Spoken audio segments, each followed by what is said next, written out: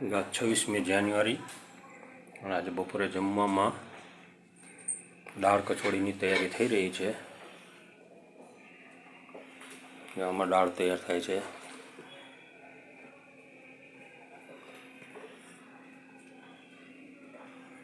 અને કચોરી પહેલાં અહીંયા બનાવી રાખી દીધી છે, જોઈ શકો છો તમે.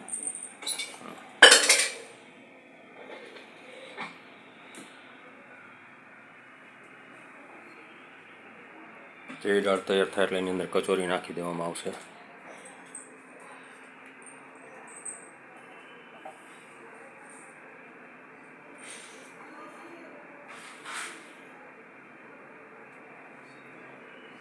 તો આજે બપોરે દાળ કચોરીની મજા લેવા